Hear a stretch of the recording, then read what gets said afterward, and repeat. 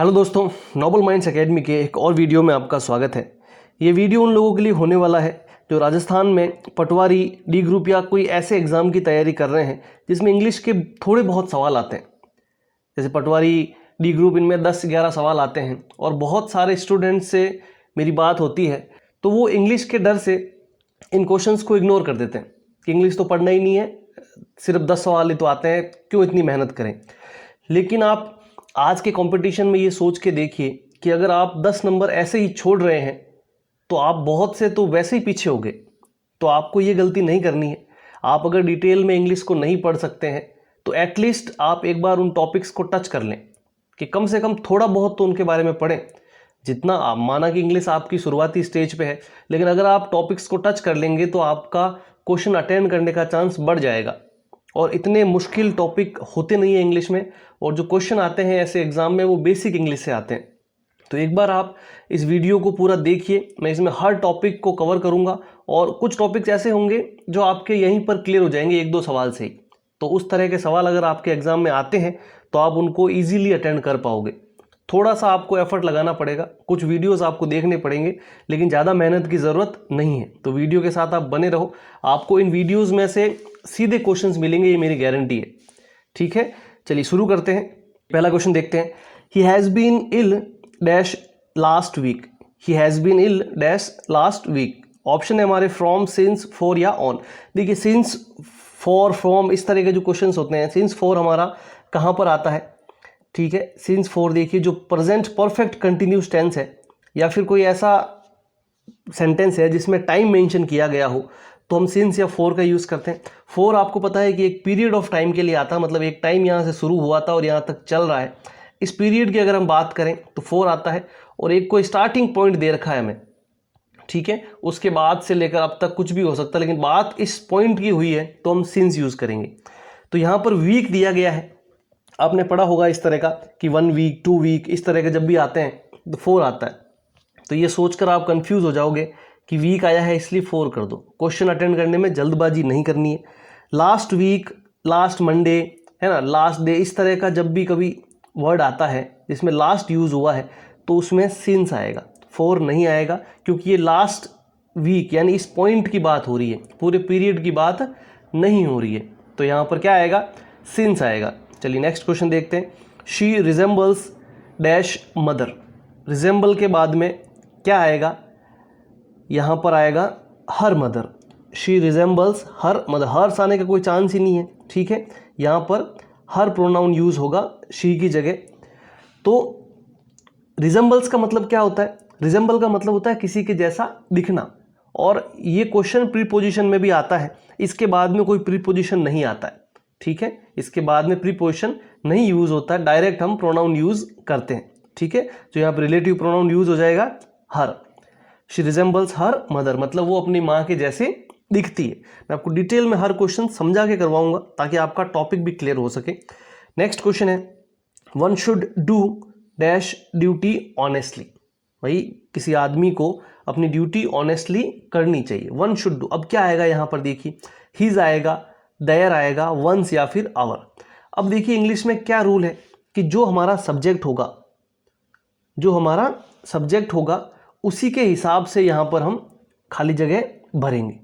Subject क्या है? One, तो यहाँ पर वंस दिया हुआ है तो मतलब ये वंस हम यहाँ यूज़ कर देंगे। ऑप्शन सी हमारा बिल्कुल सही है। One should do once duty honestly. भाई किसी को उसकी ड्यूटी है वो ऑनेस्टली करनी चाहिए। अगर यहाँ पर ऑप्शन में वंस नहीं होता तो क्या बेस्ट ऑप्शन रहता?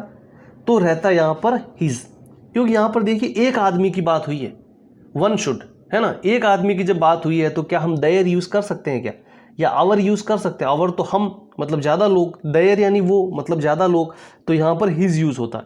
लेकिन जब वंस ऑप्शन में दिया हुआ है तो हम वंस ही यूज़ करेंगे, ठीक है। चलिए नेक्स्ट क्वेश्चन देखिए। The teacher gave me good advice. The teacher gave me good advice dash I followed. भाई टीचर ने मुझे एक अच्छी एडवाइस दी जो मैंने फॉलो की। तो जो के लिए यहाँ पर क्या आएगा? दैट, हुम, व्हाट, विच, ये सब कहीं ना कहीं इस वर्ड के लिए यूज़ होते हैं, लेकिन यहाँ क्या यूज़ होगा? विच।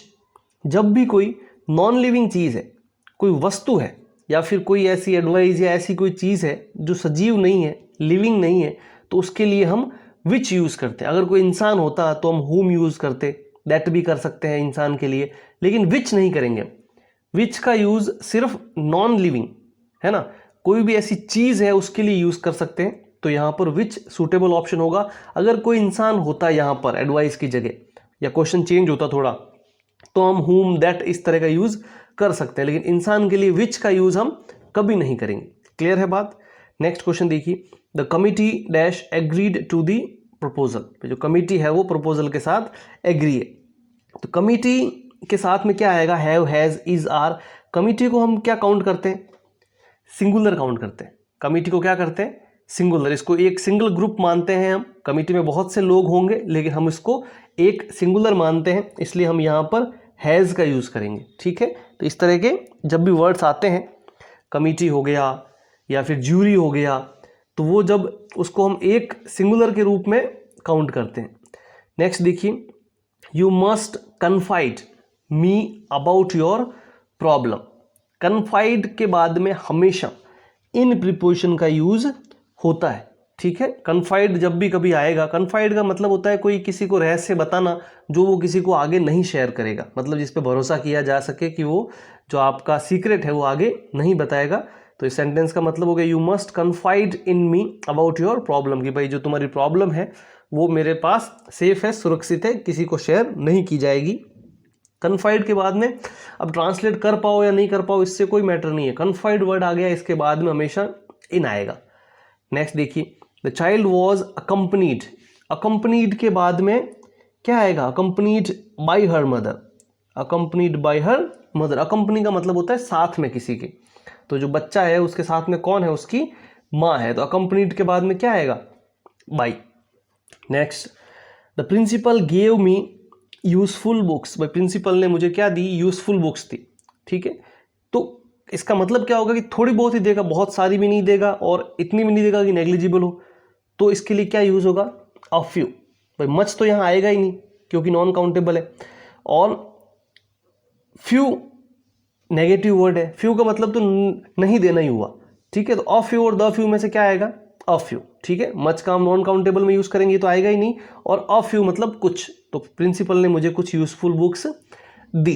क्लियर है, चलिए, तो बी ऑप्शन सही हो गया। नेक्स्ट देखिए, his knowledge of French is almost, देखिए अभी मैंने वर्ड यूज़ किया नेग्लिजिबल, तो यहाँ क्या आएगा, नेग्लिजिबल आएगा। नथिंग, नन, ज़ीरो, स्पोकन में हम इस तरह का यूज़ करते हैं, भाई his knowledge of French is almost zero, ऐसा बोल सकते हैं, स्पोकन में हम बोलते हैं, लेकिन वो यहाँ ग्रामर में यूज़ नहीं होता है। ये न्यूमेरिकल ज़ीरो लिखा हुआ है, ये ग्रामर में यूज़ नहीं होगा, नन, नथिंग या कोई सुटेबल नहीं होगा, नेग्लिजिबल यहाँ पर सही वर्ड है, तो ऑप्शन डी हमारा यहाँ बिल्कुल सही हो जाएगा। Select the correct passive voice. They will complete the work by Monday. They will complete the work by Monday. देखिए एक्टिव वॉइस, पैसिव वॉइस बहुत ही सिंपल टॉपिक है, डायरेक्ट इनडायरेक्ट हो गया, क्वेश्चन टैग हो गया, ये सवाल पक्के आते हैं। अगर 10 नंबर के क्वेश्चंस भी आ रहे हैं तो क्वेश्चन टैग, डायरेक्ट इनडायरेक्ट और एक्टिव पैसिव तो एक एक क्वेश्चन आ ही जाता है, और ये ऐसे क्वेश्चन है कि फ्री के नंबर है, सीधा मतलब अगर इस टॉपिक को आप 10 मिनट पढ़ लो आप इसका आंसर निकाल सकते हो। पैसिव वॉइस में क्या होता है, टेंस हमेशा वही रहता है, टेंस हमेशा वही रहता है। अगर प्रेजेंट टेंस है तो सेंटेंस प्रेजेंट टेंस में ही रहेगा, वो सिंपल कंटिन्यूस उसमें किसी में भी हो सकता है। अगर पास्ट है तो वो पास्ट ही रहेगा, और फ्यूचर है तो वो फ्यूचर ही रहेगा। तो यहाँ पर फ्यूचर का है, विल आया है तो सेंटेंस आगे विल का ही रहेगा। देखिए ये ऑप्शन डी वॉज कंप्लीटेड, कोई चांस ही नहीं है इसका, आएगा ही नहीं। इज कंप्लीटेड, कोई चांस ही नहीं है इसका, ये ऐसे ही कट गए। तो दो ऑप्शन तो देखिए आप बिना कुछ किए ही काट सकते हो। तो will complete the work by Monday, आप जब कंपटीशन में इस तरह के क्वेश्चन सॉल्व कर रहे हैं तो जो स्कूल में सीखा था गोल्डन रूल्स, इसको इधर लेके आओ, उसको उधर लेके आओ, ऐसे नहीं रटना है। आपको पहले ऑप्शन एलिमिनेट करना सीखना है। अगर आपको इस पे पूरा वीडियो चाहिए आप बता सकते हैं, मैं बना दूंगा। तो क्या हो जाएगा, जब भी फ्यूचर सिंपल का सेंटेंस होता है, पैसिव वॉइस उसको बनाना हो, तो सिंपल से हम अगला हेल्पिंग वर्ब यूज़ करेंगे कंटिन्यूस का, मतलब बी लगा देंगे और फिर थर्ड फॉर्म लगा देंगे। ठीक है, तो कुछ नहीं करना, will be plus third form देख लो कहाँ लिखा हुआ, विल हैव आएगा क्या, नहीं आएगा, बस विल बी, बिना कुछ देखे आप ऑप्शन सी सही कर सकते हो। The work will be completed by Monday, ठीक है, ये वर्क आगे आया है, ये हमने कुछ नहीं किया है ना भाई, दे पीछे चले गए या दे पूरा गायब भी हो गया, इस तरह का हमने कोई रूल पढ़ा ही नहीं है, सिर्फ इतना सा किया है कि भाई विल बी लग जाएगा और थर्ड फॉर्म लग जाएगी, तो ये ऑप्शन सी हमारा बिल्कुल सही हो गया, ठीक है। नेक्स्ट क्वेश्चन देखिए, फिर से एक क्वेश्चन है इनडायरेक्ट स्पीच का।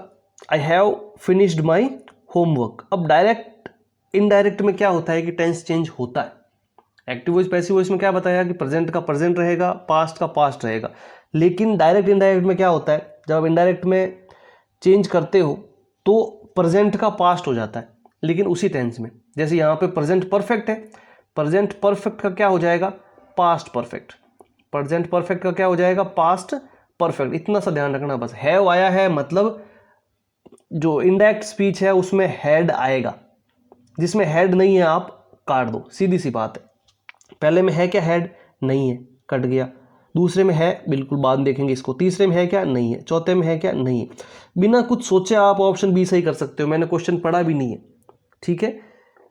ही said that, she said that she had finished her homework, बिल्कुल सही है हमारा ऑप्शन बी, सिर्फ इतना सा देखा हमने कि हैव की जगह हैड आ जाएगा, ये अगर नहीं होता तो फिर हम आगे कुछ और देखते, लेकिन कंपटीशन के एग्जाम में आपको क्वेश्चन ऐसे ही सोल्व करना है। नेक्स्ट देखिए, he is weak dash he is intelligent. देखिए दो सेंटेंस है आपस में कॉन्ट्रास्ट कर रहे हैं, एक दूसरे के विरोधाभास में, तो इस तरह के सेंटेंस जब भी आएंगे तो दो यूज करेंगे हम, ही इज वीक दो ही इज इंटेलिजेंट। भाई वो कमजोर है ना, वो कमजोर है लेकिन क्या है, वो इंटेलिजेंट है, लेकिन वो इंटेलिजेंट भी, ठीक है। तो यहां पर क्या हो जाएगा, दो यूज हो जाएगा, ही इज वीक दो ही इज इंटेलिजेंट। क्लियर है बात, वो इंटेलिजेंट है हालांकि वो वीक है। द ट्रेन इज रनिंग, इस तरह का सेंटेंस जब भी आएगा तो क्या होगा, टाइम से पहले हम हमेशा ऑन यूज करेंगे, he is, the train is running on time. At वगैरह कुछ नहीं आएगा, एट जब आएगा जब कोई स्पेसिफिक टाइम दे रखा हो, अगर 10 बजे यहां पर दे रखा हो तो हम उससे पहले हमेशा एट यूज करेंगे, क्लियर है। लेकिन जब ऐसे सिर्फ टाइम लिखा हुआ है तो ऑन यूज करेंगे, है ना, बोलते हैं ना भाई ऑन टाइम है। चलिए नेक्स्ट क्वेश्चन देखिए, we succeeded only because we worked. देखिए बहुत अच्छा क्वेश्चन है, अगर आप इंग्लिश बेसिक से शुरू से सीख रहे हैं अभी, इस सवाल में आप जरूर कंफ्यूज हो जाओगे, आप सोचोगे कि हार्डली यहाँ लिख देता हूँ, हार्डली, हार्ड का मतलब यूँ ज़्यादा अच्छा वर्ड होगा, ठीक है, सारे हार्ड वाले ही वर्ड है, लेकिन क्या यूज होगा यहाँ पर, we succeeded only because we worked hard, सिर्फ वर्क हार्ड करना अपने को, हार्ड वर्क बोलते हैं ना, तो इतना ही करना हार्ड। हार्डली का मतलब पूरा नेगेटिव ही हो गया, हार्डली का इस हार्ड से कोई कनेक्शन नहीं है, हार्डली का इनसे कोई कनेक्शन नहीं है, हार्डली का मतलब तो होता है ना के बराबर, ये एक अलग ही वर्ड है, तो उसको कभी भी इस तरह के सेंटेंस में यूज नहीं करना है, इसमें ऑप्शन बी हमारा सही हो जाएगा। नेक्स्ट क्वेश्चन देखिए, द फोन रैंग वाइल, अब इसमें क्या होगा, देखो फोन रैंग कौन सा टेंस है, past tense, past, ring rang rung, तो रैंग आया है तो मतलब सेकंड फॉर्म है, पास्ट टेंस, पास्ट है तो ये सेंटेंस रहेगा तो पास्ट में रहेगा, तो पास्ट में ये एम वॉचिंग तो आएगा ही नहीं, और वापस पास्ट सिंपल भी नहीं आएगा, तो यहाँ पर कोई ना कोई पास्ट सिंपल के अलावा दूसरा टेंस आएगा, तो क्या होगा, ये कंटिन्यूस टेंस बता रहा है कि भाई जब फ़ोन बजा तो मैं क्या कर रहा था, टीवी देख रहा था, क्योंकि फ़ोन बजने की बात हुई है ना, तो फ़ोन ये अपने कहीं ना कहीं दो मूवमेंट में से एक मूवमेंट को डिस्टर्ब करने की बात हुई है, तो टीवी देख रहा था उस वक्त वो डिस्टर्ब हुआ, तो क्या कर रहा था, वो टीवी देख रहा था, तो ऑप्शन सी हमारा बिल्कुल सही हो जाएगा। हैड वॉच्ड यहाँ पर ग्रामेटिकली आप करेक्ट कर सकते हो, लेकिन वो सेंस नहीं बैठेगा, तो सेंस भी सेंटेंस में बैठना चाहिए, ठीक है। चलिए नेक्स्ट क्वेश्चन देखिए, he went to the market to buy some, क्या होगा, फर्नीचर, फर्नीचर्स, और फर्नीचर या फर्निशिंग, क्या होगा इसमें, to buy some furniture. Furniture की हम प्लूरल फॉर्म यूज नहीं करते, फर्नीचर को ऐसे ही लिखते हैं फर्नीचर, क्लियर है बात, ए फर्नीचर या फिर फर्नीचर्स कभी यूज नहीं करेंगे इंग्लिश में, सिर्फ फर्नीचर वर्ड यूज होता है और वो सिंगुलर होता है, ठीक है। तो चाहे उसके साथ में सम आया है यहाँ पर, लेकिन उसको एस नहीं लगाएंगे, तो he went to the market to buy some furniture. Next देखिए, which one is a correct sentence, which one is a correct इनमें से करेक्ट सेंटेंस कौन सा है?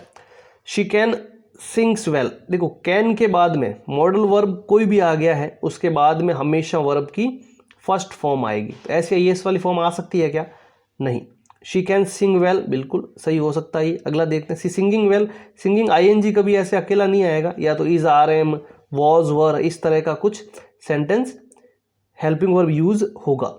She can to sing well कोई सेंटेंस का मतलब नहीं है। ऑप्शन बी हमारा बिल्कुल सही हो जाएगा। सीखने वाली बात यही है कि मॉडल वर्ब के बाद में हमेशा वर्ब की फर्स्ट फॉर्म आती है। अब कैन एक यूज किया लेकिन हमने सारे मॉडल वर्ब सीख लिए, कोई भी चाहे मॉडल वर्ब आ जाए उसके बाद में हमेशा वर्ब की first form. Which is correctly spelled word. Spellings बिल्कुल आ सकती है किसी भी एग्जाम में, स्पेलिंग किसी भी एग्जाम में आ सकती है, तो वो आपको याद करनी पड़ेगी। ये जो मेरे सामने आ रही है ये स्पेलिंग्स आप याद कर सकते हैं, और भी थोड़ी बहुत आप कोशिश करें। अगर आपके एग्जाम में आती है तो फ्री के नंबर है ही। ऑप्शन सी हमारा यहाँ बिल्कुल सही हो जाएगा, मेंटेनेंस, MAINTENANCE। ऑप्शन सी बिल्कुल सही है, इसके अलावा सारे ऑप्शन गलत हैं। नेक्स्ट देखिए, a person who never tells a lie is called. One word का ये क्वेश्चन है।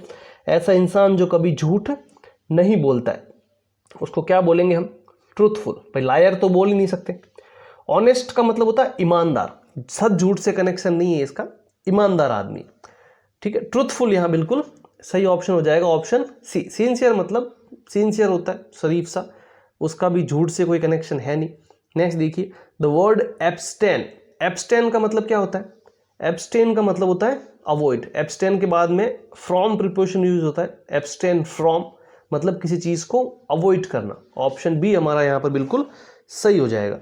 नेक्स्ट देखिए, अच्छा क्वेश्चन है, देखिए अगला, the opposite of victory is. Victory का ऑपोजिट क्या है?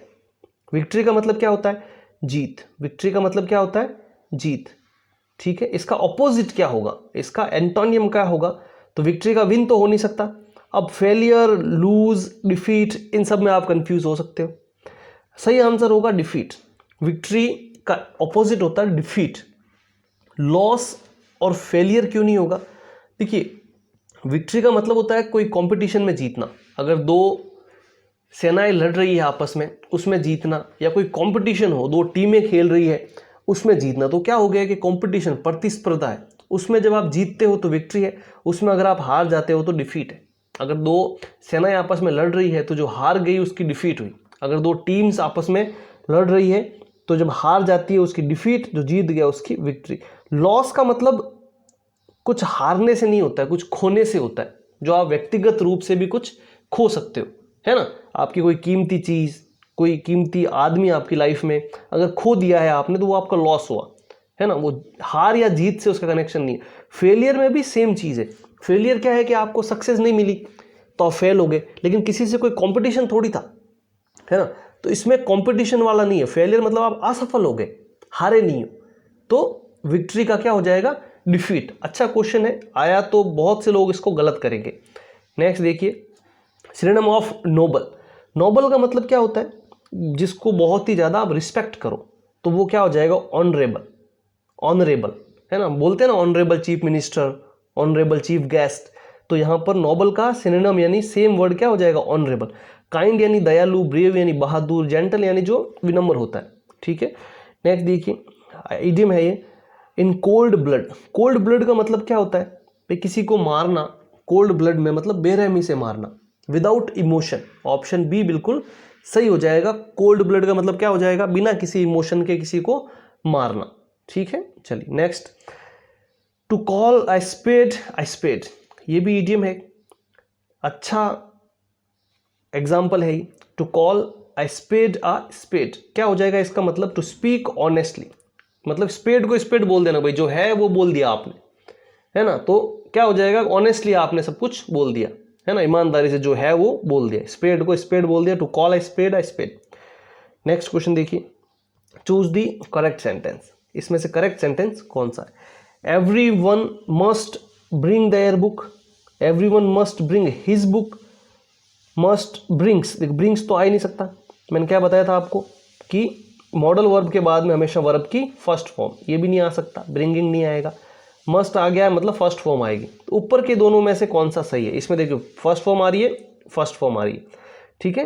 तो हिज या देयर में से क्या आएगा, एवरीवन है, एवरीवन का मतलब हो गया प्रत्येक, तो एवरीवन को हम सिंगुलर काउंट करते हैं, तो यहाँ पर देयर का यूज नहीं करेंगे हम। हिज, हर, इस तरह का कोई इस तरह का कुछ भी होता तो हम उसको सही कर सकते थे, यहाँ हिज लिखा हुआ है तो हम इसको सही कर देंगे।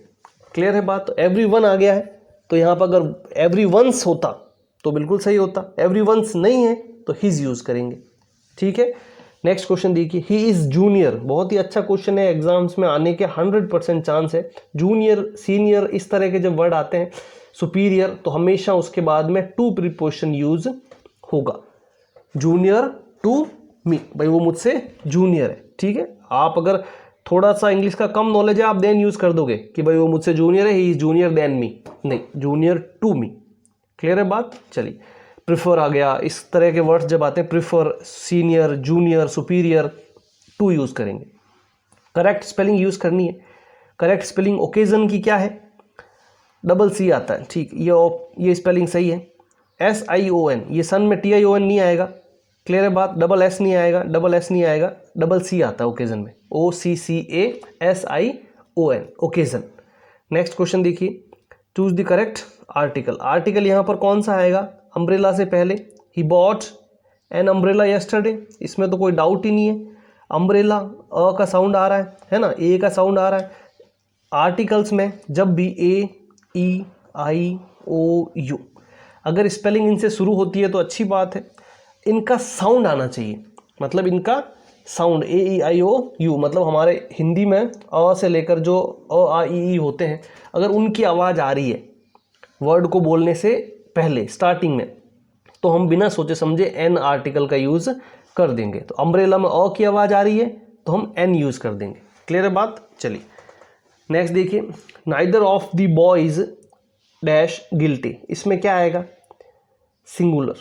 Neither of the two boys, भाई जब दो लड़कों के बीच में कोई बात हो रही है, दो जनों के बीच में, तो हम नाइदर का यूज़ करेंगे, आइदर या नाइदर का यूज़ करेंगे, और उसके बाद में हमेशा सिंगुलर का यूज़ करेंगे हम, ठीक है। हेल्पिंग वर्ब हमेशा सिंगुलर रहेगा, सी, ठीक है। नाइदर नॉर आइदर और, उस तरह के जब सेंटेंस होते हैं तो उसमें हम और के जस्ट आगे वाला, नॉर के जस्ट आगे वाला जो सब्जेक्ट होता है उसके हिसाब से हेल्पिंग वर्ब यूज़ करते हैं, लेकिन ये सिंपल नाइदर वाला आया है, नाइदर ऑफ दी, तो हम सिंगुलर यूज़ करेंगे। क्लियर है बात। चलिए नेक्स्ट देखिए, identify the correct question tag. Question tag का क्वेश्चन पक्का आता है, चाहे 10 सवाल हो चाहे 15 सवाल हो, क्वेश्चन टैग उसमें पूछ ही लेते हैं। बहुत ही सिंपल फ्री का क्वेश्चन है। ही केम लेट, इसमें एक सेंटेंस आगे दे रखा होता है, एक क्वेश्चन वाला सेंटेंस पीछे दे रखा होता है। रूल इसका इतना ही है कि जो पहले सेंटेंस दे रखा है उसी टेंस में अगला सेंटेंस आएगा, टेंस सेम रहेगा। अगर प्रेजेंट सिंपल है तो अगला भी प्रेजेंट सिंपल में रहेगा। और दूसरा इसमें ये रूल है कि सेंटेंस अगर पहला पॉजिटिव है तो दूसरा सेंटेंस नेगेटिव हो जाएगा। सिर्फ इतनी सी बात है, टेंस वही रहेगा और नेगेटिव का पॉजिटिव हो जाएगा, पॉजिटिव का नेगेटिव हो जाएगा। तो ये सेंटेंस हमारे पास पास्ट सिंपल का है। सेंटेंस कौन सा है, past simple, second form I है ना, तो पास्ट सिंपल आएगा, इसके अलावा कुछ आएगा ही नहीं। हैड नॉट आएगा ही नहीं, वॉज नॉट आएगा ही नहीं, डज नॉट आएगा ही नहीं, ये ऐसे ही कट गया सिर्फ टेंस से। नेगेटिव तो हमको देखने की भी जरूरत नहीं पड़ी, और ऑब्वियसली नेगेटिव लिखा हुआ होगा इसमें, डिडंट ही, नॉट आया ना तो नेगेटिव हो गया, और डिड नॉट, ठीक है। तो ये came late, didn't he, did use करते हैं ना हम पास्ट सिंपल में, इतना सा इसका आंसर है। The thief was caught by the police, choose the voice, ठीक है। चलो इसमें पैसिव वॉइस चूज करना है आपको, पैसिव वॉइस दे रखा है, एक्टिव वॉइस आपको चूज करना है। क्लियर है बात। तो क्या हो जाएगा, द थीफ वॉज कॉट होगा ना तो ये चेंज हो जाएगा, the police caught the thief, police caught the thief, the thief was caught by the police. Clear है बात। तो ऑप्शन सी हमारा बिल्कुल सही हो जाएगा, ठीक है। पैसिव वॉइस में ये दिया हुआ है, अगर ये ऑप्शन ऐसे बोल देगी भाई पैसिव वॉइस इसका चूज करो, तो पैसिव वॉइस ऑलरेडी गिवन, ये भी सही कर सकते हो आप, लेकिन यहाँ पर हमको एक्टिव वॉइस चूज कर लेते हैं इसका, तो ऑप्शन सी बिल्कुल सही हो जाएगा। नेक्स्ट देखिए, इनडायरेक्ट इसका बनाना है, he will go to Delhi tomorrow. मैंने क्या बोला था कि इनडायरेक्ट डायरेक्ट में टेंस चेंज होता है, लेकिन जब विल आता है, फ्यूचर आता है, तो विल की जगह क्या यूज़ हो जाएगा? वुड। विल की जगह क्या यूज़ हो जाएगा? वुड। पहला तो ये है। अब इससे काटने की कोशिश करो कि विल का वुड कहाँ नहीं कर रहा है। ऑप्शन बी में कर रहा है क्या? नहीं कर रहा है, तो ऑप्शन बी हमारा कट गया। ऑप्शन डी में कर रहा है क्या? बिल्कुल नहीं कर रहा है, कट गया। क्लियर है बात? अब बाकी देखते हैं। He said he will go to Delhi tomorrow. अब टुमारो का क्या हो जाएगा? The next day. टुमारो का द नेक्स्ट डे होता है, यस्टरडे का द प्रीवियस डे होता है, दिस का देन होता है। इस तरह के कुछ चेंज होते हैं, वो आप उस टॉपिक के स्टार्टिंग में लिखा हुआ आप देख सकते हो। आप बोलोगे तो मैं वीडियो बना दूंगा। तो टुमारो को क्या हो जाएगा? The next day. ठीक है, नेक्स्ट डे किस में नहीं लिखा हुआ वो काट दो, इसमें सेम टुमारो लिखा हुआ है, कट जाएगा। तो ऑप्शन ए हमारा बिल्कुल यहाँ पर सही हो जाएगा। बाकी आपको ऑप्शन पढ़ने की भी ज़रूरत नहीं है। वुड यहाँ पर किया हुआ है, नेक्स्ट डे किया हुआ है। अब आगे क्या लिखा हुआ है, पीछे क्या लिखा हुआ है, वो आपको ऑप्शंस मिले हुए हैं, आपको नहीं बनाने, और उसमें सही लिखा हुआ है। क्लियर बात? He said that he would go to Delhi the next day. आपको तो सिर्फ ये रूल्स ध्यान रखने कि ऑप्शन कैसे एलिमिनेट करोगे। नेक्स्ट देखिए, one who speaks many languages, जो बहुत सारी लैंग्वेजेस बोलता है, उसको क्या बोलते हैं? उसको बोलते हैं पॉलीग्लॉट। पॉलीग्लॉट का मतलब होता है बहुत सारी भाषाएं बोलना। क्लियर है बात? ठीक है। लिंग्विस्ट मतलब जिसको लैंग्वेजेस का नॉलेज है। फिलेटलिस्ट जिसको स्टैम्प्स इकट्ठा करने की आदत है। इंटरप्रेटर जो कोई बात को, फिलोसॉफिकल बात को जो समझा सके। नेक्स्ट देखिए, he deals dash electronic goods. भाई वो इलेक्ट्रॉनिक गुड्स में डील्स करता है। ठीक है, इलेक्ट्रॉनिक गुड्स मतलब इलेक्ट्रॉनिक का जो सामान है उसमें डील करता है। ही आया है इसलिए डील्स आया है, फोर्थ फॉर्म। तो डील्स अगर आप कर रहे हो किसी बिजनेस में, अगर आप किसी बिजनेस में डील कर रहे हो, हमेशा इन यूज़ करेंगे। क्लियर है बात? ही डील्स, उसके बाद में कोई भी बिजनेस लिखा हुआ है ना, तो हम हमेशा इन यूज़ करेंगे। तो ऑप्शन ए हमारा बिल्कुल सही हो जाएगा। Next question, there is a pile of books on the table. भाई बुक्स पे क्या है? पाइल ऑफ बुक्स मतलब बुक्स का एक क्या पड़ा है? झुंड पड़ा है, ऊपर से ऊपर सही ढंग के तरीके से किताबें ऐसे रखी हुई है। क्लियर है बात? बंच का मतलब, इन सब का मतलब देखिए ग्रुप से ही होता है, लेकिन बंच कोई नेचुरली अगर कोई चीज़ एक दूसरे से जुड़ी हुई है, जैसे बंच ऑफ फ्लावर्स हो गया, है ना, बंच ऑफ बनानाज हो गया, तो एक दूसरे से नेचुरली कनेक्टेड है तो बंच यूज़ करते हैं।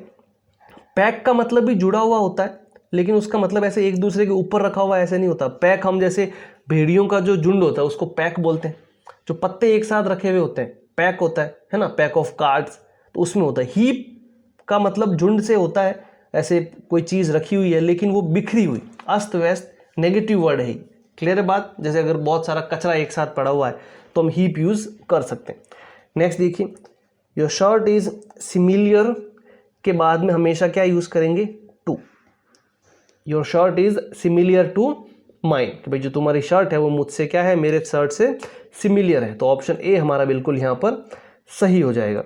वन शुड ऑलवेज कीप, फिर से देखिए वन वाला वर्ड है, क्या आएगा? हिज, देयर, आवर, योर, क्या आएगा? One should always keep. अगर यहाँ वंस होता ऑप्शन में, अगर ऑप्शन में वंस होता तो वो सही होता, वंस यहाँ नहीं है, तो जो वो नहीं है तो हम जो सिंगुलर ऑप्शन है हमारा वो हम सेलेक्ट करेंगे यहाँ पे, क्योंकि एक जने की बात हुई है। तो देयर, आवर, योर इस तरह के कोई भी यहाँ पर यूज नहीं होंगे प्रोनाउन। हिज यहाँ पर सही आंसर होगा। क्लियर है बात? नेक्स्ट क्वेश्चन देखिए, select the part of error. इसमें एरर क्या है? He do not know the way to the temple. बिना सोचे समझे पहले ऑप्शन में आप थोड़ी सी इंग्लिश आती है तो सही कर दोगे। ही के साथ में डू नहीं आएगा, ही के साथ में फोर्थ फॉर्म आती है तो क्या आएगा? डज आएगा, है ना, डज आएगा। ही सिंगुलर में काउंट होता है, डू आता है प्लूरल के साथ में, आई, वी, यू, दे, उनके साथ में डू आता है। ही, शी, इट इस तरह के जब भी आते हैं तो क्या आएगा? डज, है ना। He does not know the way. Clear है बात? चलिए नेक्स्ट देखिए, they have lived here 5 years, है ना। क्या बताया था मैंने आपको? सिंस 4 वाले केस में जब एक पीरियड दे रखा है ना, एक समय की ड्यूरेशन दे रखी है, तो 5 साल एक ड्यूरेशन है ना, तो 5 साल के लिए क्या आएगा? 4 आएगा। They have lived here for 5 years, वो यहाँ पर 5 साल रह चुके हैं। Next, she is the of the 2 sisters, क्या आएगा? जब ये डिग्रीज के सवाल आते हैं और 2 जनों के बीच में कंपैरिजन है, 2 जनों के बीच में कंपैरिजन है, तो हमेशा हम कंपैरेटिव डिग्री यूज करेंगे। यहाँ पर मोर आएगा, है ना। मोस्ट क्या हो जाएगा? सुपरलेटिव। मोस्ट क्या हो जाएगा, सुपरलेटिव। दो से ज़्यादा लोगों के बीच में जब हम कंपेयर करते हैं तो मोस्ट इंटेलिजेंट, सुपर, हम ये अपने सुपरलेटिव यूज़ कर सकते हैं। लेकिन जब दो जनों के बीच में तुलना है तो चाहे वो बेस्ट ही यूज़ करो, लेकिन हम यूज़ करेंगे कंपेरेटिव डिग्री। क्लियर है बात। नेक्स्ट क्वेश्चन देखिए, द मीटिंग विल स्टार्ट। क्या बताया था मैंने आपको कि अगर टाइम लिखा है सिर्फ तो ऑन यूज़ किया था हमने, लेकिन अगर फिक्स टाइम दिया हुआ है 10 AM तो क्या यूज़ करेंगे हम, एट। क्लियर है बात। अगर कोई डेज हैं जैसे मंडे, संडे इस तरह का है तो क्या यूज़ करेंगे, ऑन।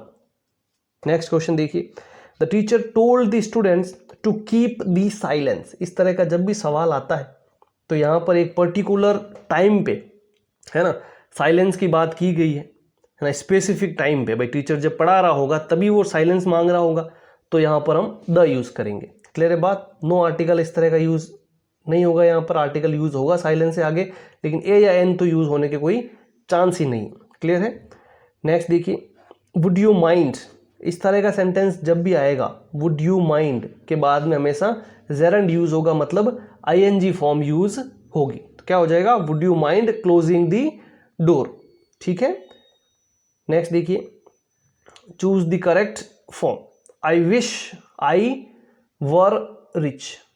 जब भी आप, है ना, आई के साथ में क्या यूज़ करते हैं, वॉज यूज़ करते हैं, लेकिन हम यहाँ वर यूज़ करेंगे। क्यों यूज़ करेंगे, क्योंकि जब भी इमेजिनरी सेंटेंस होता है, जब भी आप कोई कल्पना करते हैं कि काश ऐसा होता, तो हम हमेशा वर का यूज़ करते हैं, चाहे सब्जेक्ट हमारा कुछ भी हो। अगर यहाँ ही भी होता तो भी हम क्या यूज़ करते, वर यूज़ करते। इंग्लिश में ये कंडीशन है। नेक्स्ट देखिए, इडम दी हुई है a blessing in disguise. Blessing in disguise मतलब डिस्गाइज एक नेगेटिव वर्ड है, उसमें एक ब्लेसिंग मतलब अच्छी बात, तो इसका मतलब हो गया अ हिडन बेनिफिट, एक छुपा हुआ फायदा, है ना, कि भाई जहाँ पर नुकसान की संभावना है वहाँ पर भी एक कुछ फायदा है। तो हिडन बेनिफिट का मतलब हो गया ब्लेसिंग इन डिस्गाइज। नेक्स्ट देखिए, he goes to the gym every day. Question tag वाला ये सवाल है, क्या हो जाएगा, he goes to the temple every day. Tense कौन सा है, प्रेजेंट सिंपल। तो क्या बताया था मैंने, टेंस सेम रहेगा तो यहाँ पर प्रेजेंट सिंपल ही आएगा। इसके अलावा कुछ भी है तो काट दो। वेंट टू सेकंड फॉर्म में पास्ट बिल्कुल नहीं होगा, इज भी यहाँ पर नहीं आएगा। ठीक है। डज ही, डजंट ही, दोनों प्रेजेंट सिंपल है। लेकिन एक और रूल क्या बताया था, अगर ये सेंटेंस पॉजिटिव है तो ये नेगेटिव होगा। तो ये पॉजिटिव है क्या, बिल्कुल है, तो ये क्या हो जाएगा, नेगेटिव। यहाँ पे डजंट ही, अगर ये नेगेटिव होता तो अगला क्या हो जाता, यहाँ पर डज ही पॉजिटिव हो जाता। एक पॉजिटिव एक नेगेटिव ऐसे चलता है। नेक्स्ट देखिए, he has red the book. He has red the book. Read की तीनों फॉर्म, रीड, रेड, स्पेलिंग तीनों की यही होती है। टेंस कौन सा है, ये प्रेजेंट परफेक्ट, है ना, क्वेश्चन टैग का ही सवाल है। प्रेजेंट परफेक्ट है तो इसका मतलब आगे भी प्रेजेंट परफेक्ट ही आएगा। तो प्रेजेंट परफेक्ट के अलावा कुछ भी है तो काट दो। डजंट प्रेजेंट सिंपल है, काट दो। हैड ही, हैड मतलब पास्ट में परफेक्ट में होता है, काट दो। हैज़ ही या हैजंट ही, दोनों में से क्या आएगा, यहाँ पॉजिटिव है तो यहाँ क्या आएगा, नेगेटिव। Option C. सिर्फ इतना सा ही होता है क्वेश्चन टैग और आपका नंबर पूरा। टफ क्वेश्चन नहीं आते हैं, ऐसे ही क्वेश्चन आते हैं। The baby is crying of hunger. Crying of hunger इस तरह का अगर आ गया, क्राइंग के बाद में हंगर लिखा हुआ तो ऑफ आएगा। यहाँ पर क्या हो जाएगा, ऑप्शन बी। ये चीज़ें रटने वाली, देखो आप प्रैक्टिस के साथ जब आपके सामने आएगी बार बार आपको याद हो जाएगी।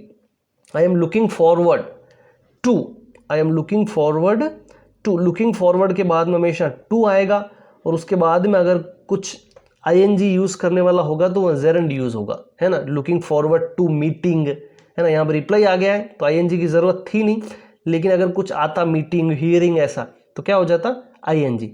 ठीक है, टू आता है फिर आईएनजी आता है। नेक्स्ट देखिए, मैनी अ स्टूडेंट, ये एग्जाम में आने के 100% चांस है। मैनी अ स्टूडेंट, जब भी मैनी आ गया उसके बाद में ए आ गया सब्जेक्ट से पहले तो उसको हम सिंगुलर मानते हैं। आप मैनी समझ के ऐसे मत सोच लेना कि आप प्लूरल यूज़ कर दोगे, नहीं, सिंगुलर यूज़ होगा यहाँ पर हैज़। इसके अलावा सारे ये प्लूरल हेल्पिंग वर्ब है। तो many a student has failed the exam. Clear है बात। ये थे आपके 50 क्वेश्चन, सारे एग्जाम ओरिएंटेड क्वेश्चंस थे। आपको अगर वीडियो अच्छा लगा हो तो आप वीडियो को लाइक कर दो, और आपको ऐसे वीडियोस चाहिए तो मुझे कमेंट बॉक्स में ज़रूर बता दो। Thank you so much.